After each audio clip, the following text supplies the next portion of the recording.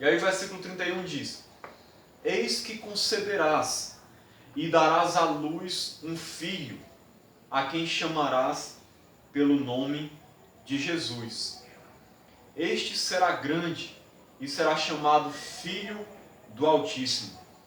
Deus, o Senhor, lhe dará o trono de Davi, seu pai, e ele reinará para sempre sobre a casa de Jacó, e o seu reinado não terá fim. Então aqui vem agora o anúncio do anjo a respeito do que ia acontecer.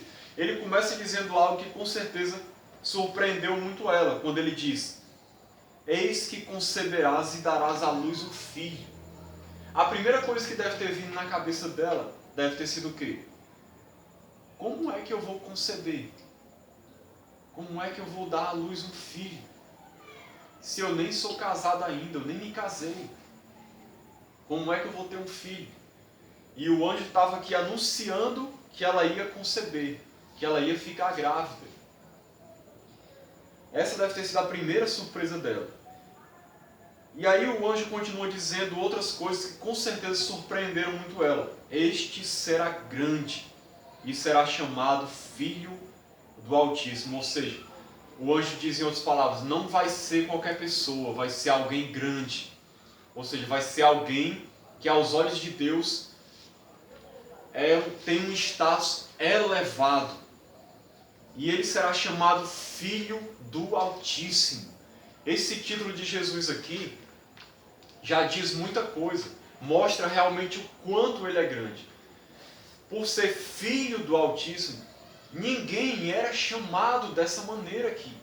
Nenhuma pessoa era chamada dessa maneira, de Filho do Altíssimo. O judeu, ele não tinha o costume nem de chamar Deus de Pai. E aqui está sendo anunciado que ia nascer o filho, não um filho, como muitos, como se fosse hoje que todos nós somos filhos de Deus, mas o Filho. Ele será chamado Filho do Altíssimo, ou seja, é uma coisa singular, única. É o Filho de Deus, o Filho unigênito de Deus. Isso aqui já está relacionando Jesus ao próprio Pai, mostrando que ele tem um vínculo com o Pai. Ele é Filho do Altíssimo, ou seja, ele é da mesma essência. Ele é alguém como Deus, ele é alguém como o Pai. É isso que está sendo dito nas entrelinhas. Por isso que diz que ele será grande. Não é uma pessoa qualquer. Ele é o Filho do Altíssimo. Em outras palavras, é um homem divino. É um homem que é Deus. É um homem que tem ligação íntima com o Altíssimo. É o Filho do Altíssimo. É isso que ele está dizendo em outras palavras. Embora dificilmente Maria tenha entendido isso nessa hora. E aí ele continua. Deus, o Senhor, lhe dará o trono de Davi. Repare aqui numa coisa interessante. Deus é chamado de Senhor. Isso pode ser que não signifique nada a uma primeira vista. Mas o fato de Deus ser chamado de Senhor tem um significado muito grande. Por quê? Porque o próprio Jesus, inclusive nós vamos ver aqui, ele é chamado de Senhor também.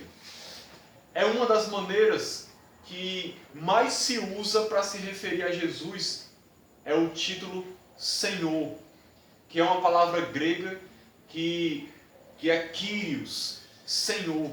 Essa palavra grega, Kyrios, ela foi usada numa tradução grega das escrituras do Antigo Testamento.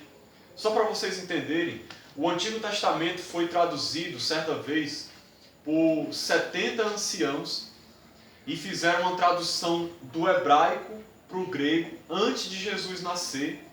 Traduziram a Bíblia hebraica para o grego. Essa Bíblia foi chamada de Septuaginta. E lá, o nome de Deus, nessa Bíblia, ele foi substituído pela palavra Kyrios no grego. O tetragrama, que é o YHWH, de onde vem o nome Yahvé, e alguns chamam Jeová, que é o nome de Deus, foi colocado como Kyrios. Essa tradução já era usada comumente naquela época. Então muitas pessoas já se referiam a Deus como o Senhor. É por isso que o anjo fala também aqui, Deus, o Senhor. É o Kyrios, é o Senhor. Então as pessoas já conheciam a Deus dessa maneira naquela época. Isso aqui é interessante porque existe uma seita chamada de Testemunhas de Jeová, que eles acham um absurdo se referir a Deus como Senhor. Certa vez uma pessoa falou assim para mim, vocês não chamam Deus pelo nome, se referem a Ele como Senhor, ainda falou de uma maneira ridicularizando, como se Senhor não fosse uma maneira bíblica de se chamar a Deus. Porque eles acham que Senhor significa simplesmente Baal, porque no Antigo Testamento a palavra Baal também é conhecida por Senhor. Só que a Bíblia usa Senhor para se referir a Deus o Todo-Poderoso. E essa seita, infelizmente, não compreende isso. E não acha que Deus é Senhor. Porque se eles disserem que Deus é Senhor, eles vão ter que admitir que Jesus é Deus, porque Jesus também é chamado de Senhor. Então isso aqui foi só um parênteses para a gente poder entender essa questão teológica aqui, que se refere à divindade de Jesus. Isso aqui é bom de você saber, para quando um testemunho de Jeová bater na sua porta, você saber dar uma resposta a respeito de quem é o Senhor, e provar que o próprio Deus é chamado de Senhor e Jesus também é chamado de Senhor. Porque muitas vezes eles batem na nossa porta e vêm falar coisas e a gente não sabe nem que resposta dar, porque a gente não conhece a palavra de Deus, né? Então vamos lá, diz mais aqui.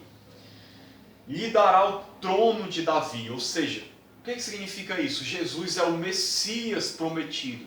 Havia sido prometido no Antigo Testamento que o Messias viria para reinar no trono de Davi, que iria se levantar um rei, que ia se assentar no trono de Davi e ia ser o libertador de Israel.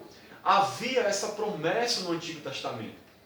O povo de Israel nessa época aguardava essa promessa, a promessa do Messias, do Redentor, do Libertador, daquele que ia se assentar sobre o trono de Davi e que ia libertar Israel do seu cativeiro, e ia reinar sobre Israel.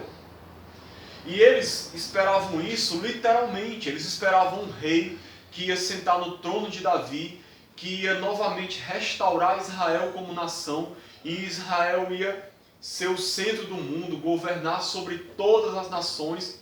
O que eles não sabiam é que Jesus, quando viesse, não ia cumprir isso no sentido literal, porque o reino de Deus não é deste mundo, Jesus falou.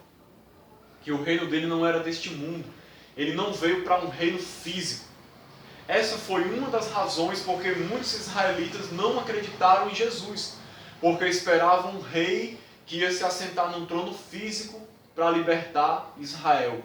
Mas Jesus ele veio para estabelecer um reino espiritual. Mas ele era sim o descendente de Davi, que ia se assentar no trono de Davi. E aí o versículo 33 diz, ele reinará para sempre sobre a casa de Jacó, e o seu reinado não terá fim. Aqui mostra claramente que o seu reino não é um reino físico. Quando diz que ele vai reinar para sempre, já está mostrando aqui que isso é um reino espiritual. A casa de Jacó aqui não é simplesmente o Israel físico, aqueles que descendiam de Abraão, mas é um Israel espiritual, o povo de Deus, no qual nós hoje, igreja, estamos incluídos. Todos aqueles que creem em Jesus Cristo são o Israel de Deus, são a verdadeira casa de Jacó, sobre a qual Jesus está reinando e vai reinar para sempre, o seu reino é eterno. Então veja que coisas maravilhosas que o anjo anunciou para Maria. Ela deve ter ficado perplexa, porque foi anunciado que ia nascer, que além dela conceber, esse menino ia ser o filho do Altíssimo, que ia se assentar no trono de Davi, ou seja, ia ser o Messias, que ia reinar para sempre sobre a casa de Jacó. Imagine o susto que ela não tomou ao ouvir que o Messias ia nascer dela, que ela ia ser a mãe do Salvador de Israel, que ia ser o rei de Israel. com certeza ela tomou um choque. E aí o versículo 34 continua dizendo: então disse Maria ao anjo: como será isto? Pois não tenho relação com homem algum. Foi a surpresa dela, como eu disse antes. Ela não era casada. Por isso que ela se perguntou: como é que vai ser isso? Eu não sou casada. Eu não me relaciono com nenhum homem. Em outras palavras, eu sou virgem, eu sou ainda noiva, eu não tenho relacionamento com homem nenhum. Como é que eu vou conceber? Como é que eu vou engravidar? Como é que isso é possível? Ela não estava aqui duvidando da promessa do anjo, ela estava tentando compreender na cabeça dela como é que ela ia engravidar sem ser casada. Porque isso, humanamente falando, é impossível. Como é que uma pessoa pode engravidar sem ser casada? Era esse o questionamento dela. E aí no versículo 35 diz: respondeu-lhe o anjo: descerá sobre ti o Espírito Santo, e o poder do Altíssimo te envolverá com a sua sombra. Ou seja, o que ia acontecer aqui? O anjo está falando em outras palavras: Maria, essa concepção não vai ser uma concepção comum, como você conhece, onde um homem fecunda uma mulher e aí nasce um outro ser humano. Era isso que o anjo estava dizendo em outras palavras. Não vai ser algo natural, não vai ser algo comum, Maria. O que vai acontecer é que o Espírito Santo vai descer sobre ti, e o poder do Altíssimo te envolverá com a sua sombra. Em outras palavras, Maria vai ser uma concepção sobrenatural. Deus vai fazer um milagre dentro de você. Ele vai fazer você conceber um filho sem participação de homem nenhum. Você vai ficar grávida mesmo sendo virgem. Por quê? Porque o Espírito Santo vai vir com o seu poder, vai te envolver de tal maneira que vai fazer você gerar um filho, sem ser necessário relação com um homem. O Espírito Santo vai gerar em você um filho. Ou seja, foi um nascimento sobrenatural, gerado pelo Espírito Santo. O que Deus quis dizer ao fazer isso em Maria?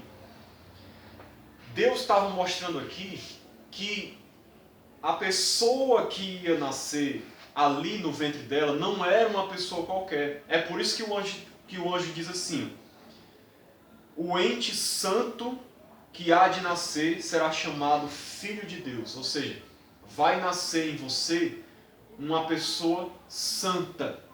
Santa no sentido realmente de puro, de pureza total, de não ter pecado nenhum, de não ser contaminado com o pecado da humanidade. Era esse o sentido de santo aqui da pessoa que está falando a respeito de Jesus. Então nós já vemos aqui descrevendo Jesus como aquele que é santo, que não tem pecado, que não se contaminou com o pecado do homem. Então, mesmo ele tendo nascido de uma mulher, por que ele não tem pecado?